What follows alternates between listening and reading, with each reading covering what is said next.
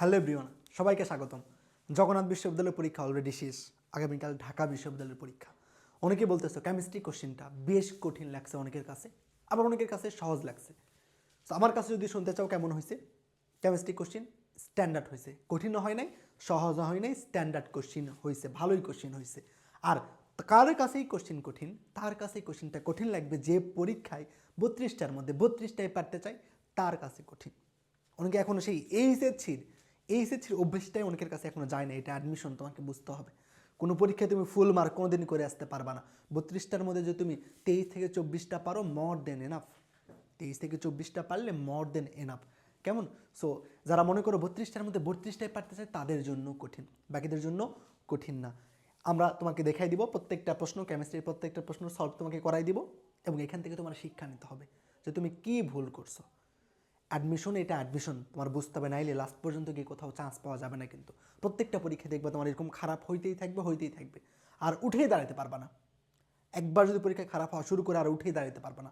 So এখনই সময়, মুখ থুবড়ে পড়ার আগে উঠে দাঁড়াও, এখন এনাফ টাইম আছে। কেমন? নিজের ভুলগুলোকে শুধরাই নাও। যারা ভুলকে শুধরাই নিতে পারবে না তারা কখনোই কোথাও চান্স পাবে না, কোথাও পাবে না। এটা লিখে নিতে পারো। সো তোমার ভুলগুলো কী হচ্ছে এটা তোমার শুধরাই নিতে হবে। এর আগে তোমার অ্যানালাইসিস করতে হবে যে পরীক্ষায় এই প্রশ্ন আসছে, আমি কিসের জন্য পারলাম না। সো এই অ্যানালাইসিসটা তোমাকে আমি এখন দেখাই দিব, কোন প্রশ্ন পরীক্ষায় আসছে, কোনটা তুমি পারো না। এবং আমাদের ম্যারাথন ক্লাসের স্লাইড থেকে 32টার মধ্যে 25 থেকে 26টা প্রশ্ন হুবহু কমন আসছে, সেটার প্রমাণও তোমাদের দেখাই দিব। যে আমাদের ক্লাসের স্লাইডটা এখানে স্ক্রিনশট নেওয়া আছে প্রশ্নের নিচে। কেমন? সো এইটা বড় কথা না, কমন আসছে, এটা বড় কথা না, কমন আসবি। কারণ তোমার যে প্রত্যেকটা ভার্সিটির জন্য ডেডিকেটেডভাবে জাহাঙ্গীরনগর, জগন্নাথ বা ঢাকা বিশ্ববিদ্যালয়ের জন্য যেই টপিকসগুলো গুরুত্বপূর্ণ, সবগুলো টপিক্সকেই আমি তোমাকে পড়াই দিচ্ছি। আমি এই প্রশ্নগুলো যে আমি নিজে বানাই নিয়ে আসি, বিষয়টা এমন না। জাস্ট অ্যানালাইসিস করে যে ভার্সিটির জন্য যেটা প্রয়োজন সেটাকে তোমাকে খুব সুন্দর করে পড়াই দিছি, এবং ওই টপিক্স থেকে যা যা কোশ্চেন হইতে পারে এটা আমি ইনশিওর করাই দিছি, যাতে শুধু ওই কোশ্চেন পারলে হবে না, ওই রিলেটেড যা যা আসে সেইটা তুমি পারো, এটা আমি তোমাকে ইনশিওর করাই দিছি। কেমন? এই জন্য এই দেখাই দেওয়া এইটাই, যে আমরা তোমাকে খুব শর্ট টাইমের মধ্যে, খুব শর্ট কন্টেন্টের মাধ্যমে পরীক্ষায় যা আসে সেটা তোমাকে পড়াই দিচ্ছি। এই জন্যই এই জন্য কমন আসে যে এইটাই শুধু। কেমন? যে এমন না যে আমি কোশ্চেনগুলো বানিয়ে নিয়ে এসেছি, এমন না। সো তোমাদের আমরা শর্ট টাইমের মধ্যে মাত্র কেমিস্ট্রি ম্যারাথনে তোমাদের কয় পেজের স্লাইড দিয়েছিলাম? সর্বোচ্চ 400 পেজের মতো স্লাইড হবে, ঢাবি এবং জাহাঙ্গীরনগর জগন্নাথের ম্যারাথন মিলাই।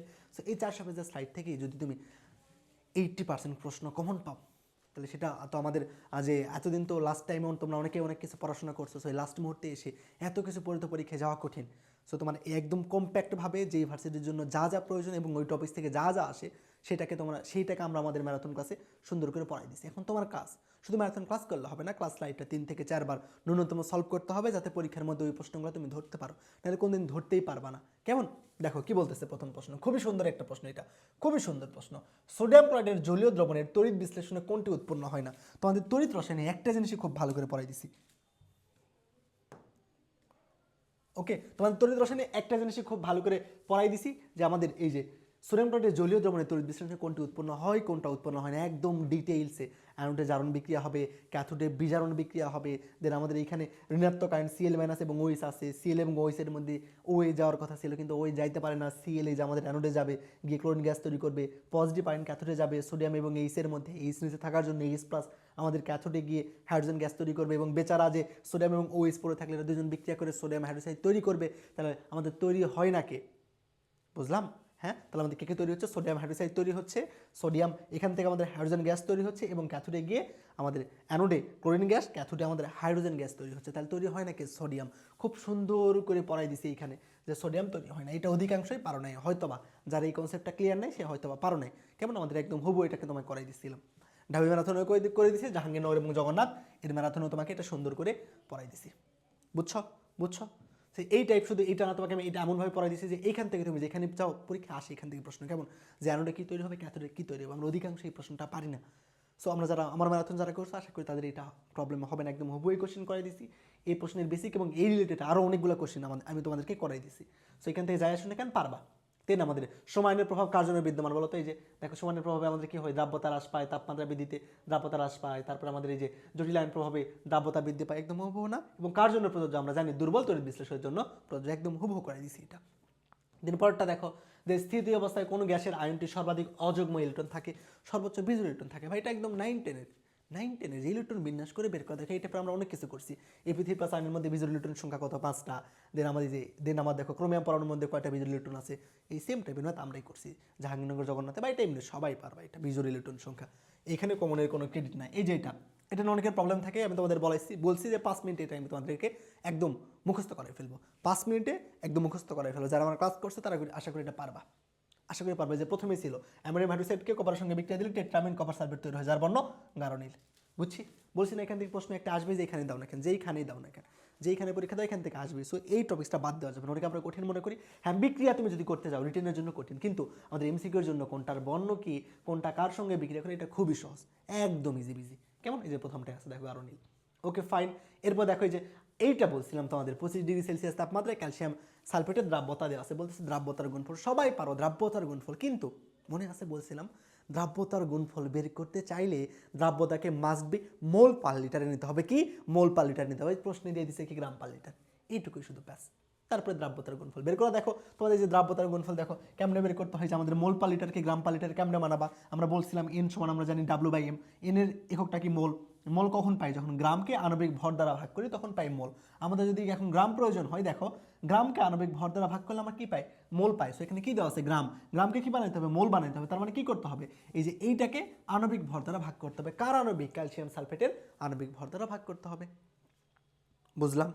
হ্যাঁ হ্যাঁ হ্যাঁ। তাহলে মোল সঙ্গে কেমনে পাই? গ্রামকে আণবিক ভর দ্বারা ভাগ করলে আমরা কি পাই? মোল পাই। যদি আমাদের কখনো মোল থেকে গ্রামে যাওয়ার প্রয়োজন হয়, প্রশ্নে এমনও আসে যে আমাদের এখানেই দেখাই দিয়েছে, এই যে দেখো গ্রাম পার লিটার এককে বের করো, এমনও আসে। সো মোল পার লিটারকে আবার গ্রাম পার লিটার কেমনে বানাবা? এই যে মোলকে আমরা আণবিক ভর দ্বারা গ্রাম গুণ করলে কি পাই? গ্রাম পাই। মনে পড়ে? করেছি না? এই দেখো এই টাইপের আমরা অনেকগুলো ম্যাথ করছি। ওই সাইনের মোলার ঘনমাত্রা গ্রাম পার লিটার এককে কত হবে, এই যে আমরা গ্রাম পার লিটার আমরা বের করি মোল পার লিটার, মোল পার লিটার থেকে গ্রাম পার লিটারে গেছি, তাই না? এই যে সেম ভাবে, একদম ইজি বিজি, একদম ইজি বিজি, তাই না? আবার অনেকে মনে করে যে ভাই এখানে তো আসছে যে গ্রাম পার লিটারে ছিল দ্রাব্যতার গুণফল, একদম তো হুবহু তো আসে নাই। যে হুবহু চিন্তা করতেছ সে জীবনে কোথাও চান্স পাবে না, হুবহু কোথাও কোন জায়গায় আসবে না, সম্ভব না, সম্ভব না।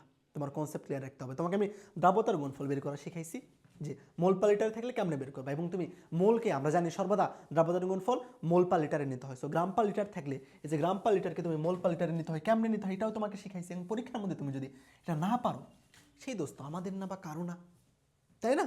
সো যারা হুবহুর চিন্তা করতেছো তারা, যে তারা পাবলিকান হওয়ার চিন্তাটা বাদ দাও, কেমন? তাদের আর পাবলিকান এ জগতে হওয়া হবে না। তোমার কনসেপ্ট ক্লিয়ার না থাকলে কোনোদিনই পারবে না। এটা ইসে ইচ্ছে না যে একদিন আগে ওয়ান শট ক্লাস করে গিয়ে পরীক্ষার আগের দিন ওয়ান শট ক্লাস করে গিয়ে কিছু প্রশ্ন মুখস্থ করে পরীক্ষা কপাই দিয়ে আসবা, সম্ভব না। পরেরটা দেখো, ফেরি হিরা সাইনোফেরিটাই দেওয়া আছে, বলতেছে কেন্দ্র পরমাণু জারণ সংখ্যা এবং সন্নিবেশ সংখ্যা কত। সন্নিবেশ সংখ্যা কেমন বের করে? এই যে জটিল যতগুলো আমাদের থাকে, কয়টা? 4 আর 2 6, দেখো 6টা, ওইখানে তাহলে কয়টা? 6টা। বুঝলাম? হ্যাঁ, জারণ সংখ্যা তো ইজি বিজি, ইজি বিজি। ওকে, পরেরটা এই যে জারণ বিজারণ, যারা পারো নাই তাদের এটা লজ্জা। আমাদের ম্যারাথন যারা করছে তাদের জারণ বিজারণ না পারলে তাদের জন্য এটা কি বলো, অপরাধ, তাদের জন্য অপরাধ। জারণ বিজারণ তোমাকে খুব সুন্দর করে বুঝাই দিচ্ছি, শুধু না তাই আমাদের অনেক কঠিন কঠিন জারণ বিজারণ আমরা করছি, যে কোনটা জারিত হচ্ছে, কোনটা বিজারিত হচ্ছে, কোনটা জারক, কোনটা বিজারক, একদম ডিটেলসে করছে। এখানে ছিল নিচের কোনটি জারণ বিজারণ বিক্রিয়া না, জারণ বিজারণ বিক্রিয়া না কারা, যাদের জারণ সংখ্যা আমাদের কখনো চেঞ্জ হয় না। আমাদের এখানে উদাহরণ ছিল সিলভার নাইট্রেটের, এদের কারো জারণ সংখ্যাই চেঞ্জ হয় না, সেটা জারণ বিজারণ বিক্রিয়া না। এখানেও প্রশ্নে বলতেছে নিচের কোনটি জারণ বিজারণ বিক্রিয়া না, তার মধ্যে যার জারণ সংখ্যা চেঞ্জ হবে না, উভয় পাশে সেম থাকবে, সেটা জারণ বিজারণ বিক্রিয়া হবে না। জারণ বিজারণ বিক্রিয়া হওয়ার জন্য আমাদের জারণ সংখ্যার কী হইতে হয়? পরিবর্তন হইতে হয়, অর্থাৎ ইলেকট্রন দান এবং গ্রহণের প্রয়োজন পড়ে। সেটা কোথায় হয়? হয় না এই যে বি নাম্বারে দেখো সবগুলা জারণ সংখ্যা same, +1 +1, chlorine -1 -1, sodium +1 sodium +1, OH -1 -1, সেটা আমাদের জারণ বিজারণ হয় না। সো তোমাকে আমি এটা এখন শিখাই দিছি যে জারণ বিজারণ বিক্রিয়া নয় কোনটা। আমার উদাহরণে ছিল এইটা, এখন যদি উদাহরণ একটু চেঞ্জ করে দেয়, সেটা যদি তুমি না পারো তাহলে কীভাবে হবে? এগুলো পারতে হবে যে এই সেম কনসেপ্ট থেকে আসছে, এটা থেকে যাই আসুক আমার পারা লাগবে। যে জারণ বিজারণ বিক্রিয়া হওয়ার শর্ত কি? আমার যে জারণ সংখ্যা চেঞ্জ হইতে হবে। সো জারণ সংখ্যার যার চেঞ্জ হবে না সেটা জারণ বিজারণ বিক্রিয়া হবে না। তাহলে এই টাইপের 100টা ম্যাথ দেখলে আমি পারবো না? সো যেটা তোমাদের করাই দিই, একটা প্রশ্ন করাই দিই, মানে ওই টাইপ থেকে 100টা কোশ্চেন আসলে তোমাদের পারতে হবে, কেমন? সেই জন্য একটা জিনিস বুঝে বুঝে নিজে নিজে সলভ করলে এগুলো ধরতে পারবা। কোনটি জারণ বিজারণ বিক্রিয়া সেম টু সেম, যেখানে আমাদের কি একদম সেম ম্যাথ এটা দিছে। কোনটি নয়, এখানে বলতেছে কোনটি তাহলে হবে যেখানে আমাদের জারণ সংখ্যার চেঞ্জ হবে, সেটা আমাদের জারণ বিজারণ বিক্রিয়া হবে, তাই না? খুবই সহজ, এই দুটো একদম ইজি ছিল এটা। তারপরে কোন উপাদানের আকার সবচেয়ে ছোট, এটা বলো তো, পারছো না? পারো নাই? আকার সবচেয়ে ছোট কার মনে আছে? ক্যাটায়নের চার্জ সংখ্যা যত বেশি তার আকার তত ছোট। দেখো আমরা একটা উদাহরণ করেছিলাম তোমাকে, নিচের কোন আয়নটির আকার সবচেয়ে ছোট? ক্যাটায়নের চার্জ সবচেয়ে বেশি কারি, যেটা 2+। ক্যাটায়নের চার্জ সংখ্যা যত বড়, যত বেশি তার আকার তত ছোট। অ্যানায়নের চার্জ যত বড়, তার কি বলতো আকার তত বড়। অ্যানায়নের চার সংখ্যা যত বেশি তার আকার তত বড়, ক্যাটায়নের চার্জ যত ছোট তার আকার কি হবে তত ছোট হবে। সেখানে দেখো ক্যাটায়ন কে আছে, এই যে ক্যাটায়ন কে আছে, ওই যে সোডিয়াম একটাই আছে, সো ওর আকার সবচেয়ে ছোট হবে, এই যে এটার আকার কি একটু বড়, তারপরে এটার আকার আরো বড়। আবার অনেকে নিয়নকে আবার নিষ্ক্রিয় গ্যাস বলে যেন দিও না, সোডিয়ামের আকার সবচেয়ে ছোট হবে, সোডিয়ামের পরে নিয়ন, তারপরে ফ্লোরিন, তারপরে যে অক্সিজেনের চার সংখ্যা সবচেয়ে বেশি, এর আকার সবচেয়ে বড়। বুঝলাম, খুবই সুন্দর একটা প্রশ্ন। অনেকে এখানে নিয়ন দিয়ে আসবা, নিয়ন দিয়ে আসলে কিন্তু ভুল হবে। এরপরে কোনটি প্যারাম্যাগনেটিক, দেখো তো কোনটি প্যারাম্যাগনেটিক ডায়াম্যাগনেটিক আমরা করছি না। প্যারাম্যাগনেটিক কারা, যাদের ইলেকট্রন বিন্যাসে বিজোড় ইলেকট্রন থাকে, শেষ কক্ষপথে বিজোড় থাকলে তারা কি প্যারাম্যাগনেটিক, আর যাদের বিজোড় থাকে না তারা কি ডায়াম্যাগনেটিকে, যে আমরা করছিলাম ডায়াম্যাগনেটিককে, যার বিজোড় ইলেকট্রন থাকে না সে হচ্ছে ডায়াম্যাগনেটিক, তারা যার বিজোড় থাকে সে হচ্ছে প্যারাম্যাগনেটিক। এটা তুমি জানো, তাহলে এই প্রশ্ন পারা উচিত না তোমার, বলো তো? একদম সেম না? তুমি যদি চাও ভাই আমাকে ওইটাই করাই দিতে হবে, ওইটাই প্যারাম্যাগনেটিক আসছে, ওইটা আমাকে ক্লাসে করাই দেবেন, ওইটাই আসবে, কোন দিনই আসবে না। এই চিন্তা যারা নিয়ে আসো মাথায় তারা কিন্তু কোনদিনই চান্স পাবো না। আবারও বলতেছি, কনসেপ্ট ক্লিয়ার করে, এখনো সময় আছে, এখনো শিক্ষা নাও, এখনো শিক্ষা নাও। তোমাকে এই জন্যই প্রমাণ দিচ্ছি যে কোন জায়গা থেকে কী আসছে, তুমি কোনটা পারো নাই, কিসের জন্য পারো নাই। তুমি এখনই ক্লাস শেষে স্লাইডটা তোমাকে দিয়ে দিব, নিজে নিজে চিন্তা করবা কিসের জন্য পারলাম না এগুলো, এগুলো তো আমি পড়ছিলাম, বা আমার ক্লাস করে থাকলে ভাই তো এগুলো বলছিল, বা অন্য টিচারের ক্লাস বা প্রশ্ন ব্যাংক যদি সলভ করে থাকো তাও তুমি এগুলো করছো না। প্রশ্ন ব্যাংকের ম্যাথই ভাই একটাও বানানো না, একটাও বানানো না। প্রশ্ন ব্যাংকের ম্যাথ কোনো না কোনো ভার্সিটি, বিভিন্ন ভার্সিটি শুধু ম্যাথ নিয়ে, জাস্টের ম্যাথ নেওয়া, দেন এটা হচ্ছে আমাদের কোথাকার ম্যাথ নিয়ে, যে সাস্টে আসে, বুটেক্সে আসে, বিভিন্ন ভার্সিটির ম্যাথগুলোকে আমরা জাস্ট একত্রে নিছি, যে কোন কোন টপিক্স আমাদের গুরুত্বপূর্ণ, কোনগুলো পরীক্ষায় আসতে পারে, এটা তো তুমি জানো না। প্রশ্ন ব্যাংকে সব ম্যাথ দেওয়া আছে, তুমি তো জানো না কোনটা আসবে। সো আমাদের এক্সপিরিয়েন্স থেকে যেটা মনে হয় আসবে, ইনশাল্লাহ এর বাইরে আসে না। এবং একজন টিচার কোশ্চেন করতে গেলে ওগুলাই মূলত করবে, এই জন্যই যে কমনের নিশ্চয়তা আমরা তোমাদের দিই, যেখান থেকে আসবে আসবে। সো এই জন্য কনসেপ্ট ক্লিয়ার রাখতে হবে, কনসেপ্ট ক্লিয়ার না রাখলে কোন দিনই পারবে না। কোনটি তড়িৎনাত্মকতা সবচেয়ে বেশি বলা হয়, যে আমরা প্রত্যেকটা মৌলের তড়িৎনাত্মকতা তোমাকে মুখস্থ করে নিয়েছিলাম, মনে আছে? খুবই সহজ, যে হাইড্রোজেন 2.1, লিথিয়াম 1.0, 0.5 করে বাড়বে, গিয়ে ফ্লোরিনের সবচেয়ে বেশি, তারপরে এখান থেকে সোডিয়াম 0.9, তারপরে 1.2 করে বাড়বে, সবচেয়ে বেশি কার? ফ্লোরিন। এই যে তোমাকে করাই দিছি, কোনটি তড়িৎনাত্মকতা সবচেয়ে বেশি? ফ্লোরিন। এখানে ইলেকট্রন বিন্যাস আকারে দেওয়া আছে, কত? 5 আর 9। তুমি জানো ফ্লোরিনের তড়িৎনাত্মকতার মান বেশি, কিন্তু ইলেকট্রন বিন্যাস দেওয়া আছে 9, 9 মানে যে ফ্লোরিন, এটা তুমি জানো না, তাই না? তাহলে তো পারবা না, তাহলে তো পারবা না। এই যে 10% সোডিয়াম কার্বনেট দ্রবণের ঘনমাত্রা কত, এখানে ঘনমাত্রা নিয়ে পিএইচ নিয়ে অনেকেই খুব বেশি পারায় থাকো। তোমাকে আমি মাত্র 4টা সূত্র পড়াই দিয়েছি, বলছিলাম এই যে পিপিএম এবং এই ঘনমাত্রার জন্য এই 3টা সূত্র, এসিক্যাল টু এম/ভি, is equal to 1000 W/mv, is equal to x% গুণ 10/m, এই 3টা সূত্র পড়বা, ঘনমাত্রা 14 গোষ্ঠী উদ্ধার হয়ে যাবে। কিন্তু তোমার সবগুলো ম্যাথকে এই 3টা সূত্রের ফরম্যাটে ফালানো শিখতে হবে, খুব সুন্দর করে শিখাই দিছি। পিপিএম এর জন্য 2টা সূত্র, মিলিগ্রাম পার লিটারে প্রকাশ করবো, অথবা এসএম গুণ 10⁻³ অথবা পার্সেন্ট আকারে দেওয়া থাকলে x% গুণ 10⁻⁴, শেষ, একদমই শেষ। তাহলে দেখো এইখান থেকে একদম সেম টু সেম আসে, এই যে 10% সোডিয়াম কার্বনেট জলীয় দ্রবণের ঘনমাত্রা কতবার আসছে দেখছো, কত ভার্সিতে আসছে, এটা আমি তোমাকে করাই দিছি, এই জন্যই আসে 0.994, একদম সেম টু সেম, মান চেঞ্জ হয় না, কিচ্ছু চেঞ্জ হয় না, ঢাবি ম্যারাথনে করাই দিছি। দেন এই টাইপের আমরা আরও ম্যাথ করছিলাম, এই যে 5% সালফিউরিক অ্যাসিড দ্রবণের ঘনমাত্রা কত মোলার বের করো। সো তোমাকে আমি এটা বুঝাই দিচ্ছি যে এই টপিক থেকে যাই আসুন তুমি পারবা, শুধু এটা কেন, এই যে এটা লাকিলি হুবহু মিলে গেছে, হুবহু মান মিলবে, এইটা আশা করাটা যে বোকামি, কিন্তু তুমি দেখো এখানে লাকিলি মিলে গেছে হুবহু, তাই না? কিন্তু যে এই টাইপ থেকে যাই আসুন তোমার পারা উচিত না, এটা তোমার ইনশোর করতে হবে যে এই টপিক, যে টপিকটা আমি পড়ছি এই টপিক থেকে যাই আসুন আমি যাতে পারি। তোমার পরীক্ষায় যদি সালফিউরিক অ্যাসিড এটা আসতো তাহলে পারা উচিত ছিল না, বা যদি সোডিয়াম ক্লোরাইড দিত তাহলে কি তুমি পারবা না? নিশ্চয়ই পারবা, জাস্ট প্রসেসটা সেম, আমাদের এই পরিমাণ মান এগুলো শুধু চেঞ্জ হবে, প্রসেসটা সেম, এই প্রসেসগুলো ধরা শিখতে হবে। কেমন? এই প্রসেসগুলো যখন ধরতে পারবা তখনই সব পারবা। এই যে 5%, 0.5% সোডিয়াম হাইড্রোক্সাইডের জলীয় দ্রবণের পিএইচ কত, আমি তোমাকে 0.4%টা করাইছি, আমি যদি বলো ভাই 0.5% আমি পারবো না, তো আপনি 4% করাইছেন, সহজ না? একদম ইজি না? এই যে পার্সেন্ট না থাকলে ঘনমাত্রা নির্ণয় সূত্র কি বললাম, x% গুণ বাই x% গুণ 10/m, তাহলে x% গুণ 10/m, তাহলে এখানে 10 টু দি -1 পাই, তাহলে এখান থেকে হিসাব করলে কত হয়? 1। বুঝলাম। আর এখানে কি দেওয়া আছে? 0.4 দেওয়া আছে, শুধু এইটুকুই, 0.5 দেওয়া আছে, এইটুকু ডিফারেন্স, এখানে দেওয়া ছিল 0.4, এখানে 0.5, এইটুকু ডিফারেন্স। সো এইটুকু ডিফারেন্স তো ধরা শিখতে হবে। এরপরে এটা বলতো মনে পড়ে, তাপ উৎপাদী বিক্রিয়া কারা? হাই কালাসাতির কি নেই, মিতা নেই, হাই কালাসাতির মিতা নেই, এগুলো কি সবগুলো তাপ উৎপাদী বিক্রিয়া। তাপ উৎপাদী বিক্রিয়া ডেলিসের মান কি নেগেটিভ?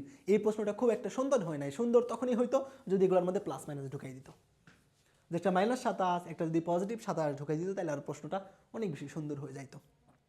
তোমার জানা লাগতো তখন কোনটা তাপ উৎপাদী কোনটা তাপহারী বিক্রিয়া, হাইড্রোজেনের সাথে অক্সিজেনের বিক্রিয়াটা যে একটা তাপ উৎপাদী বিক্রিয়া, তখন তোমার জানা লাগতো। এই প্রশ্নে জানা লাগে নাই, এই প্রশ্নে ইজিলি হয়েছে যে 2 মোল থেকে 2 মোল হাইড্রোজেনকে 1 মোল অক্সিজেনের সাথে বিক্রিয়া করতে 54 জুল শক্তি লাগে, তাহলে 1 মোলকে করতে কত শক্তি জুল লাগবে? এটা কি কঠিন? হ্যাঁ, এটা তো 1-2 এর বাচ্চারাও পারবে। 2 মোলকে 54, তাহলে 1 মোলকে কত? 27, তাই না? আশা করি বুঝছো তোমরা। এবং এটা কি একটা তাপ উৎপাদী বিক্রিয়া, তাই ডেলিসের মান মাস্ট বি নেগেটিভ। এটা বলছিলাম, এটা অন্য ভার্সিটির জন্য খুবই বেশি গুরুত্বপূর্ণ। এই যে KP equal to KC RT to the power del n, দেখো এই যে আমরা তোমাকে করাই দিয়েছি যে 1 মোল 3 মোল, আমাদের এনের মানটা কি হয়, উৎপাদ থেকে বিক্রিয়ককে বাদ দিতে হয়, দিয়ে আমরা KP equal to KC RT to the power del n. আমি তোমাকে এবির একটা বিক্রিয়ার মাধ্যমে করাইছি, প্রশ্নে আসছে ওই যে অ্যামিনিয়াম থাইওসালফেট, ওটাকে তুমি ভাঙাইও দেওয়া আছে, তুমি যদি ওইটা না পারো তাহলে তো হবে না। একদম হুবহু, একদম হুবহু। অনেকে হুবহু মানে মনে করো কি যে ভাই এ দ্বারা করেছে এখানে এই থাকবে, এখানে বি দ্বারা করেছে বি থাকবে, এটা থেকে এইটাই শুধু পারবো, এটা আর পারবো না, তাহলে তার আর চান্স পাওয়া হবে না। বারবার বলতেছে এটা এই যাচ্ছে না ভাই, শিক্ষা নাও, শিক্ষা নাও, এখন অনেক সময় আছে, হতাশ হওয়া যাবে না, এখনো অনেক অনেক বেশি টাইম আছে, এখান থেকে তুমি শিক্ষা নাও, এখান থেকে তুমি শিক্ষা নাও যাতে পরবর্তীতে এই ভুলগুলো না হয়। কেমন, এখনো এনাফটা পরিমাণে টাইম আছে। দেখো পরেরটা, যে আমাদের কোনটি সেলফ ইন্ডাক্টর নয়, বলো ইন্ডিকেটর নয়। আমরা কি জানি, দেখো যে আমি তোমাদের পড়াই দিয়েছিলাম যে ঋণাত্মক প্রভাবক কোনটা, তারপর ধনাত্মক বিষ, এগুলো আমাদের মেডিকেলে আসছিল। এবং এখানে পড়ানোর সময় বলছিলাম যে আমাদের দেখো এই যে প্রশ্নটা, রাসায়নিক বিক্রিয়া যেসব পদার্থ উৎপন্ন হয় তারা নিজে নিজে যখন কি করে, আমাদের প্রভাবকের কাজ করে, তাদের আমরা কি বলি, স্বপ্রভাবক। কি বলি, স্বপ্রভাবক। স্বপ্রভাবক কে ছিল বলছিলাম, ম্যাঙ্গানিজ KMnO4, মনে পড়ে? এই জন্য বলি ক্লাসে আমি যা পড়াচ্ছি আমার মুখ দ্বারা যেই যেই কথা উচ্চারণ হচ্ছে সবগুলো খুব সুন্দর করে মনে রাখতে হবে এবং খাতায় লিখতে হবে। যারা করছে তারা একটা পারবার। স্বপ্রভাবক আমরা কে বলছিলাম যে ম্যাঙ্গানিজ একটা কি স্বপ্রভাবক, এই নিজে নিজে বিক্রিয়ার মধ্যে থেকে সে নিজে নিজে কি করতে পারে, আমাকে প্রভাবিত করতে পারে, উৎপন্ন হয় ম্যাঙ্গানিজ 2+ আকারে সেই বিক্রিয়াকে প্রভাবিত করতে পারে। সো সেম কোশ্চেনই আসছে, কোনটি সেলফ ইন্ডাক্টর নয়, যে KMnO4 এটা সেলফ ইন্ডাক্টর। সেমভাবে আয়োডিনও ইন্ডাক্টর, তাহলে কে না, ওই যে পটাশিয়াম কার্বনেট না, বুঝলাম? সো এই জন্য কনসেপ্ট ক্লিয়ার রাখতে হবে, নাহলে পারবা না। যে WH কর্তৃক আর্সেনিকের সহনীয় মাত্রা কোনটা, এটা আমরা তোমাদের পরীক্ষা দিয়েছিলাম লাস্ট দিন, 0.01, এটা সহজ পারার কথা। এবং বলছিলাম এখান থেকে একটা আসবে, WH কর্তৃক আসবে, যে PhD OBUD COD দিয়ে যাই আসুক না কেন, যাই আসুক না কেন পারবে, এটা আসবে, সব পরীক্ষাতে আসবে। দুইটা পরীক্ষা হলে দুইটাতে আসছে, ডি ইউনিটে আসছে এটা। STP-তে কার্বন ডাইঅক্সাইড 11.2 লিটার মোল, সংখ্যা কত বলো তো? মোল সংখ্যা কত বের করতে বলছে, পারা যাবে না। তোমাদের বলছিলাম একটা কেমিস্ট্রিতে একটা জাতীয় সূত্র আছে, যে এই সূত্রকেও যদি বলে এই সূত্র কার, এই সূত্র বলবে এই সূত্র হচ্ছে সবার, সব চ্যাপ্টারে এটা আছে, ফিজিক্সেও আছে। N=W/M, N/NA, V/STP/22.4, V/STP/24.78, P/RT SV। বলছিলাম এটা করানোর সময় যে তুমি তোমার অ্যাডমিশন জার্নিতে প্রত্যেকটা ভার্সিটিতে মোটামুটি শিওর থাকতে পারে এই সূত্রতে একটা ম্যাথ পাওয়া।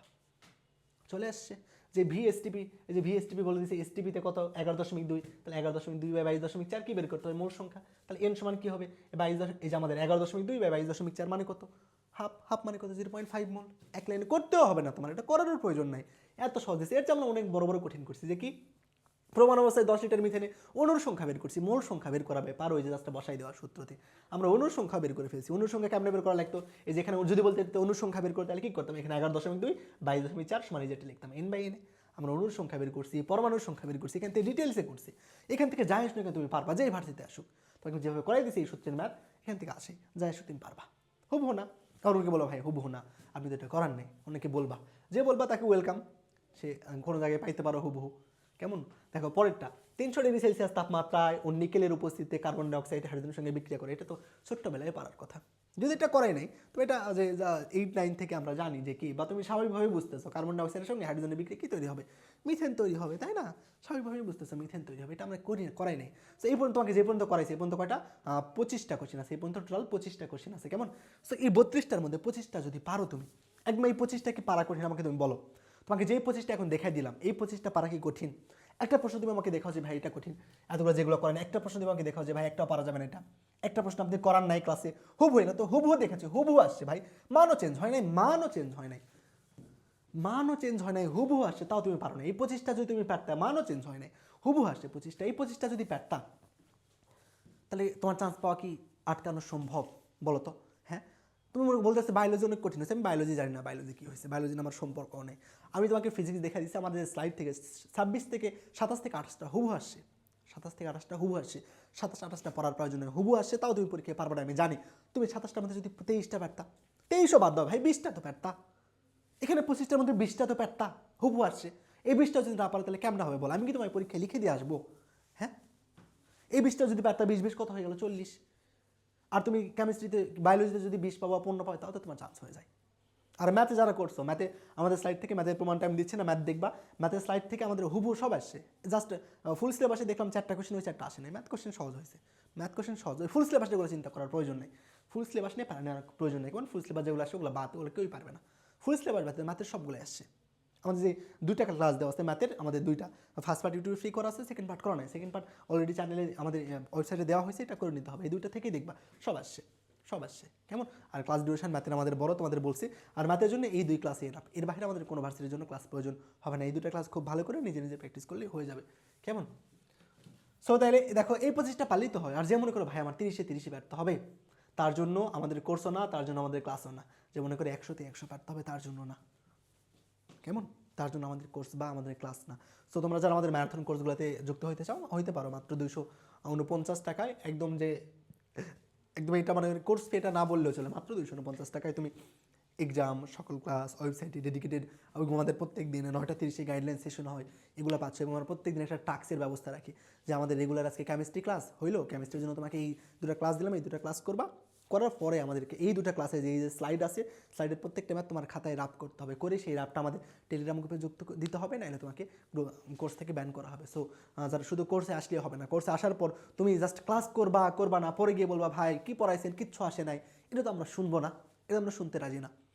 তুমি কোর্সে আসছো, পড়াশোনা করতে হবে, যা পড়াইছে সেগুলো পড়তে হবে, দেন তারপরে পরীক্ষার পরে দেখবে আসবে কিনা, আসে কিনা। আমরা তোমাদের খুলনা বিশ্ববিদ্যালয়ে প্রমাণ দিছি, যে আজকেও দিলাম কেমন, যে আজকে জগন্নাথে দিলাম, জাহাঙ্গীরনগর এই ইউনিট যদি কোশ্চেন দেয় ওখানে প্রমাণ দেবো। জাহাঙ্গীরনগর এই ইউনিট আরও পাবাই না, যা করাইছে ওর বাইরে পাবা না ইনশাল্লাহ। ঢাকা বিশ্ববিদ্যালয় ইনশাল্লাহ পাবা না কেমন, সবটাতেই প্রমাণ দেবে, জাস্ট প্রমাণ দেখে যাবা, জিনিসে তোমার এই প্রমাণ দেখেই যাইতে হবে কেমন। যে নিজে যে পড়বা তাইলে আর হবে না, নিজে না পড়লে হবে না, শুধু প্রমাণ দেখেই যাইতে হবে। আর চিন্তা, আর কমনের চিন্তা বাদ দাও, বারবার বলতেছি কমনের চিন্তা বাদ দাও, এটা নিয়ে চিন্তা করতে হবে না। তুমি এটা ইনশোর করো যে ভাই আমাকে যা পড়াইছে এখান থেকে পরীক্ষায় প্রশ্ন আসলে আমার মিস যাবে না, তুমি এটা ইনশোর করো। কমনের জন্য কেউ আসবে না ভাই, কোর্সে কমনের জন্য কেউ আসার প্রয়োজন নেই কেমন। যে কমনের চিন্তা করে আসবে সে কোন দিনই চান্স পাবে না, কোন দিনই চান্স পাবে না। তোমাকে এটা ইনশোর করতে হবে ভাইয়া ক্লাসে যা পড়াইছে এখান থেকে কোশ্চেন আসলে আমার মিস যাবে না, ভাইয়া যা ক্লাসে পড়াইছে এটা খুব সুন্দর করে বুঝছি, এখান থেকে মিস যাবে না। ওই ক্লাস স্লাইডটা 4 থেকে 5 বার আমি সলভ করে যাইতে পারবে, এমন মেন্টালিটি যার আছে তারাই আসো, নাহলে প্রয়োজন নেই কেমন, নাহলে লাভ হবে না। বা আমার কাছে আসতে হবে এমন না, তুমি যা পড়ছো এতদিন সেটা তুমি ইনশোর করো, যে যার কাছে যেই টিচারের কাছে বা যাই পড়ছে এতদিন তুমি সেইটাকে লাস্ট মুহূর্তে এমনভাবে রিভিশন করো যাতে তুমি এইটা বলতে পারো যে আমি এতদিন যা পড়ছি এখান থেকে প্রশ্ন আসলে আমার ভুল যাবে না। এটা ইনশোর করে ইনশাল্লাহ চান্স পাবা, এটা ইনশোর করে ইনশাল্লাহ চান্স পাবা। কোথায় কি কমন আসলো এইসব ভিডিও দেখে বেরোনো বাদ দাও কেমন। এই যেটা রাসায়নিক বিক্রিয়ায় কখন ডেলি এইচ সমান ডেলি হবে বলো তো, এটা আমাদের কি, এটা আমাদের ফিজিক্সের না। আয়তন যদি স্থির থাকে, মনে পড়ে, আয়তন যদি স্থির থাকে তুমি যেই পরিমাণে তাপ দিবা তার সম্পূর্ণ অংশ অভ্যন্তরীণ শক্তিবৃদ্ধিতে ব্যয় হবে, কারণ তখন ডেল বির পরিমাণ শূন্য। তাই এখানে তাই হয়েছে, del is equal to del ইউকে আমরা বলতেছিলাম ডেল ই দ্বারা প্রকাশ করতে পারি, del E plus del W কত হয়ে গেছে শূন্য, বুঝলাম। তাহলে এটা আমাদের কি সেম না, ফিজিক্স যারা করছে এটা তো ইজিলি পারবা। দেন আমাদের এটা নিয়ে অনেকেই আমাদের বলতেছিল গ্রুপে, এটা অনেকে আমাদের বারবার ডিসকাশন গ্রুপে অনেকেই দিচ্ছিল যে ভাই যে এটা এসিডের যে শক্তিমাত্রা এটা আমাদের ঠিক আছে কিনা, এসিডের শক্তিমাত্রা ঠিক আছে কিনা, সেম ওইটা আসছে দেখছো। কোন এসিডের পিকের মান সবচেয়ে বেশি, কোনটার পিকের মান বেশি, এই যে দেখো হুবহু করাইছি। যেই অ্যাসিড যত বেশি, যেই অ্যাসিডের কে এর মান যত বেশি সেই অ্যাসিড তত বেশি কি শক্তিশালী, আর যেই অ্যাসিড যত দুর্বল তার পিকের মান তত বেশি। যে অ্যাসিডের কে এর মান যত বেশি সেই অ্যাসিড তত বেশি শক্তিশালী, কিন্তু যেই অ্যাসিডের পিকের মান বেশি সেই অ্যাসিডটা তত বেশি দুর্বল, বুঝলাম। হ্যাঁ, তাহলে দুর্বল অ্যাসিড কোনটা হবে, যার পিকের মান সবচেয়ে বেশি। অর্থাৎ পিকের মান যদি এক প্রশ্নে বলা হচ্ছে পিকের মান সবচেয়ে বেশি কার, যেই অ্যাসিডটা কি সবচেয়ে দুর্বল তার পিকের মান সবচেয়ে বেশি। সো সবচেয়ে অ্যাসিড দুর্বলটাকে এই যে দেখো, এই যে ব্যাখ্যা সুন্দর করে দেওয়া আছে, জৈব অ্যাসিডে অ্যালকাইল গ্রুপ যত যদি কার্বন যুক্ত হবে তার আমাদের কি অ্যাসিডের শক্তিমাত্রা তত বেড়ে যাবে, তবে যদি এখানে হ্যালাইড যুক্ত থাকে তবে অ্যাসিডটা আরও বেশি শক্তিশালী হবে। কার্বন সংখ্যা যত বাড়বে, দেখো কার্বন সংখ্যা যত বাড়বে তার কি হবে, আমাদের অ্যাসিডের শক্তিমাত্রা তত কি হবে বলতো, বৃদ্ধি পাবে।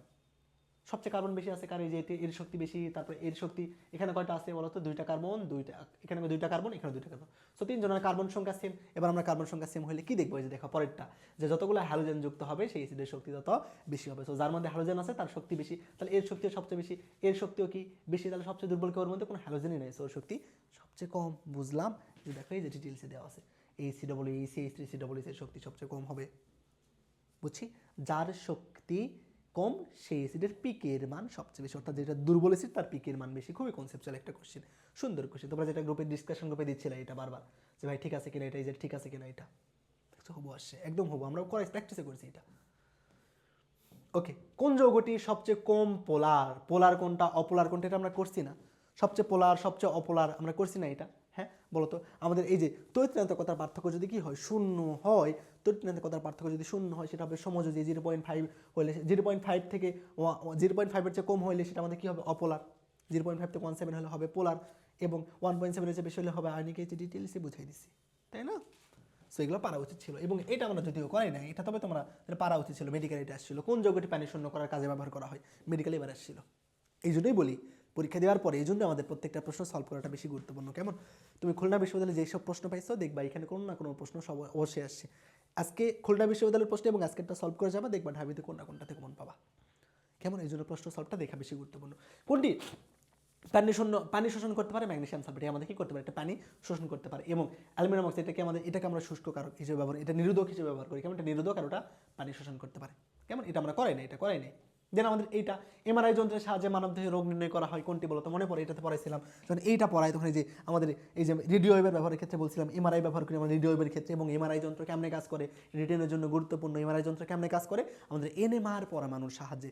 এনএমআর পরমাণু মানে কি বলতো? যে যার মধ্যে বিজোড় ইলেকট্রন সংখ্যা থাকে তাদের আমরা বলবো এনএমআর পরমাণু। মনে পড়ে? হ্যাঁ। তো বিজোড় ইলেকট্রন যাদের থাকবে তাদের মধ্যেই তো এনএমআর পরমাণু। আর এনএমআর পরমাণুর সাহায্যে তো আমরা কি করি? এমআরআই যন্ত্র ব্যবহার করি, তাই না? এমআরআই যন্ত্র কার্যক্রম পরিচালিত হয়। তাহলে বলতেছে রোগ নির্ণয়ের জন্য কোনটি ভূমিকা রাখে?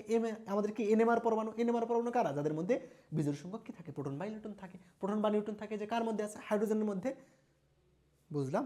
হ্যাঁ, খুবই। এটা আমি তোমাদের ক্লাসে করাই দিছি, ক্লাসে বলছিলাম, এটা যখন করাই দিই তখন বলছিলাম এটা যে আমাদের এমআরআই যন্ত্র কেমনে কাজ করে ওইখান থেকে আসছে। তারা ক্লাস ভালো করে শোনো, যারা পারো তারাই পারছো। এটা জেনে যে এটা কোন বিক্রিয়া জাইমেস এনজাইম কার্যকর বলছি, এখান থেকে একটাই প্রশ্ন, এই যে এটা আমাদের তুমি এই যে গ্লুকোজকে যদি চিনিকে যদি পানির সঙ্গে বিক্রিয়া দাও ইনভার্টাস এনজাইমের উপস্থিতিতে 37 ডিগ্রি সেলসিয়াস তাপমাত্রায় গ্লুকোজ তৈরি হবে। গ্লুকোজকে জাইমেজের উপস্থিতিতে 24 ডিগ্রি সেলসিয়াস তাপমাত্রায় বিক্রিয়া দিলে কি তৈরি হবে বলতো? ইথানল এবং কার্বন ডাইঅক্সাইড তৈরি হবে। এই একটাই। এবং বলছিলাম এই কয়েকটা আমাদের বিক্রিয়ক এবং আমাদের তাপমাত্রা মনে রাখতে হবে। এবং এই সেটছি তো তোমরা এটা করে আসছে, এই একটাই জিনিস এখানে। সেটা একদম সহজ, হুবহু আসছে, দেখছো? তো যারা হুবহু চাও এই যে। তারপরে কোনটি সেকেন্ডারি? বায়ু দূষক। যদিও এটা যারা মেডিকেল প্রিপারেশন নিয়েছিল তাদের জন্য এটা উত্তম, তবে তুমি যদি একটু মাথা খাটাইতে তাইলেই পারতা। প্রাইমারি বায়ু দূষক মানে যেগুলো কারোর সঙ্গে বিক্রিয়া করা আগেই কারোর সাথে বিক্রিয়া না করে সেটা পরিবেশের আমাদের উপর প্রভাব ফেলে। যেমন কার্বন মনোক্সাইডও কার সঙ্গে যুক্ত হয়েছে, হয় নাই।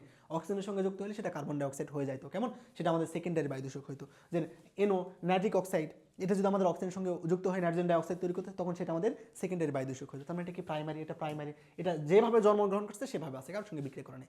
যেভাবে জন্মগ্রহণ করে তার থেকে বের হয়ে যদি কারোর সঙ্গে বিক্রিয়া করে সেকেন্ডারি মধ্যে সেটা কি হয়? বায়ু দূষক হয়। সো এটা পিএন হয়তো। এটা একটু তুমি যদি একটু চিন্তা করতে বা আন্দাজে, অনেকে এটা জানি দাগাইছো, আন্দাজে দাগালে পিএনই হবে। তুমি ওই দুটা দিবা না, আন্দাজে যদিও দাগাও। কেমন? এমনিও তো এটা বোঝাই যাচ্ছে আমাদের, তাই না? প্রাইমারি স্ট্যান্ডার্ড পর সেকেন্ডারি স্ট্যান্ডার্ড পর আমরা যখন পড়ছি তখন এই সেম কনসেপ্টই আমাদের আসে। ওকে, দেন দেখো যে মাতৃদুগ্ধে ল্যাকটোজের পরিমাণ কত। যদি এটা আমরা পড়ি না, এটা আমরা পড়াই নাই, আমি পড়াই নাই বা তোমরাও পড়ো নাই, তবে যারা মেডিকেল প্রিপারেশন নিয়েছিল তারা এটা পড়ছো। যারা মেডিকেল প্রিপারেশন নিয়েছিল তারা এটা পড়ছো যে মাতৃদুগ্ধে ল্যাকটোজের পরিমাণ কত পার্সেন্ট থাকে? 7% থাকে। তার মধ্যে গরুর দুধে সবচেয়ে আমাদের কি বেশি থাকে, তারপর আমাদের এগুলো ছাগলের দুধে সবচেয়ে বেশি কি থাকে, এগুলো আমরা পড়ছি। কিন্তু যারা মেডিকেল প্রিপারেশন নিয়েছিলাম তারা মোটামুটি এটা পড়ছে। তো যারা মেডিকেল প্রিপারেশন নিয়েছিল তারা এটা পারবা। আর যারা নাও এটা পারার প্রয়োজন নেই ভাই, তুমি এই পর্যন্ত যদি পারো, বললাম তো 25টা হয়ে গেছে আমাদের এই পর্যন্ত, 27টা হয়ে গেছে এই পর্যন্ত আমাদের, 27টা প্রশ্ন হয়ে গেছে। আর এই যে এটা পারলাম না, নো প্রবলেম, 27টা আমাদের হয়ে গেছে। এটা পারলাম না, মাতৃদুগ্ধে পিএইচ পারলাম না, বাদ। এটাও পারলাম না, বাদ। তাও তো আমাদের ওইদিকে 25-26টা হয়ে আছে। ওটার মধ্যে 20টাও যদি পারো তাও তো চান্স হয়ে যায়। এখন বলতেছে ভাই প্রশ্ন কঠিন। হ্যাঁ বুঝলাম, মাতৃদুগ্ধে ল্যাকটোজ যেটা আমরা পড়ি না, প্রশ্ন কঠিন আছে, এটা পারার প্রয়োজন নেই। প্যান তুমি এটা বোঝো না, এটাও পারার প্রয়োজন নেই। আন্দাজে দাগালে তুমি এটা দাগাইতে পারবা, অধিকাংশ ওটা হয়েছে আমি জানি। দেন দেখো এই যে এই জৈব যৌগ থেকে যে প্রশ্নগুলো আসে এগুলো তুমি কোনদিন পড়ো না, জৈব যৌগ বাদ দিয়েছো, পারার প্রয়োজন নেই। তো পারার প্রয়োজন নেই, এগুলো পালিতে হয়। তাও কেন প্রশ্ন কঠিন বলতেছে বলো? প্রশ্ন স্ট্যান্ডার্ড হয়েছে, কঠিন হয় নাই। প্রশ্ন স্ট্যান্ডার্ড হয়েছে, কঠিন হয় নাই। যারা ধরতে পারো নাই তারা আশা করি এখন বুঝতেছে যে প্রশ্ন কঠিন হয়েছে কিনা। কোনটি মেসেজ হবে দেখো, তোমাদের 4 ঘন্টা একটা ক্লাস দিয়েছিলাম, খুব সুন্দর করে পড়াই দিয়েছিলাম যে এননসিয়াম আমাদের কি দুটো সমপরিমাণ এননসিয়ামের মিশ্রণকে আমরা বলি মেসেজ যোগ। এখন এননসিয়াম কারা, ডায়াস্টেডিয়াম কারা, এগুলো খুব ডিটেলসে বোঝাই দেওয়া আছে, ডিটেলসে বুঝাই দিয়েছি। দেন আমাদের পরের প্রশ্ন যে কোন কার্বোকেটাইন সবচেয়ে বেশি স্থিতিশীল। বলছিলাম এই স্থিতিশীলতা এখান থেকে আসবে যে কার্বোকেটাইন স্থিতিশীল 3-2-1, কার্বোকেটাইন স্থিতিশীল 3-2-1 এবং মুক্ত মূলকের 1-2-3। সো দেখছো চলে আসছে। হ্যাঁ, জৈব যৌগ বাদ দিয়ে কিন্তু আমি ধরছি যে আমাদের ওইখানে 25টা আসে জৈব যৌগ বাদ দিয়ে। জৈব যৌগ যদি না পারো ওকে ফাইন। আর যারা আমাদের ওই ক্লাসটা করছো তাদের তো এই দুটো পারা উচিত। দেন এই যে এই তারপরটা দেখো, এটা আমাদের আসে নাই যে কোন অ্যাসিডের সাথে সোডিয়াম হাইড্রোক্সাইডের বিক্রিয়া প্রশমন তাপ বেশি হবে, এটা আমরা পড়াই নাই। হাইড্রোজেন ফ্লোরাইড হবে। কেমন? তো এরকম একটা কোশ্চেন কিছু থাকবে যেটা তুমি পরীক্ষার মধ্যে কিছুই বুঝতে পারবে না, সেগুলো তো পারার প্রয়োজন নেই। কোন যৌগটি ক্যানোজারও বিক্রিয়া দেয় বলতো? আমাদের অ্যালডিহাইড CH3CHO ক্যানোজারও বিক্রিয়া দেয় না, ক্যানোজারও বিক্রিয়া দেয় না। কারণ জৈব যৌগ খুবই সহজ কোশ্চেন আসছে, যারা একবার করে জৈব যৌগ পড়ছো তারা এগুলো পারবা, ইজি পারবা। আমরা এটা করাই নাই ক্লাসে, আমাদের জৈব যৌগের বিক্রিয়ার পার্টটা এখন অ্যাড করা হয় নাই, এটা ইনশাল্লাহ অ্যাড করে দিব। কেমন? এরপরে অ্যালডিহাইড মূলক সংযুক্ত তখন আমরা কোনটা ব্যবহার করি? সিলভার নাইট্রেট এবং অ্যামোনিয়াম হাইড্রোক্সাইড, এটা ব্যবহার করতে পারি। দেন অথবা আমরা 2,4-DNP এইসব ব্যবহার করতে পারি। এখন কোনটা টিচার সঠিক হিসেবে নিবে সেটা টিচারই জানে ভালো মতো। বুঝছো প্রশ্ন কঠিন হয়েছে বলো তো? কোন প্রশ্ন তাহলে কঠিন হয়েছে আমাকে একটু বলো। 2-3টা সারা তুমি দেখাইতে পারবা যে ভাই এই প্রশ্ন একদমই কঠিন হয়েছে, যেটা আমি কোন দিন পড়ি নাই, কোন দিন পারবো না, এমন কোশ্চেন হয়েছে? হ্যাঁ, হয় না। ম্যাথ আসে নাই বললেই চলে, সব কোশ্চেন আমার থিওরিটিক্যাল। এবং কেমিস্ট্রি মানে যারা ম্যাথ মনে করো তারা বড় ধরনের একটা ধরা খাওয়া পরীক্ষার মধ্যে। কেমিস্ট্রি মানে ম্যাথ না, কেমিস্ট্রি মানে থিওরি, কেমিস্ট্রি মানে ম্যাথ না, কেমিস্ট্রি মানে কি থিওরি। সো তোমাকে থিওরিতে বসাইতে হবে, কেমন? সো যারা এখন এই পিডিএফটা তোমাদের দিয়ে দিব, সো যারা পিডিএফ থেকে দেখবা কোন কোশ্চেন কিসের জন্য পারো না, এখান থেকে শিক্ষা নাও, যাতে পরবর্তী পরীক্ষায় তোমার এখান থেকে আসলে ভুল না হয়, কেমন? তুমি এটা ইনশিওর করো তাইলে হবে, এখান থেকে তুমি এটা ইনশিওর করো তাইলে হয়ে যাবে। বুঝছি? হ্যাঁ, তাহলে কী করতে হবে? ওকে। আর যারা আমাদের ম্যারাথন কোর্সটা অ্যাড হইতে চাও তারা হোয়াটসঅ্যাপে দেখবা, নাম্বার দেওয়া আছে, হোয়াটসঅ্যাপে কন্ট্যাক্ট করবা, তাহলে হয়ে যাবে। ওকে, বুঝাইতে পারছি? সো সবার জন্য অনেক দোয়া এবং শুভকামনা রইল। আসসালামু আলাইকুম।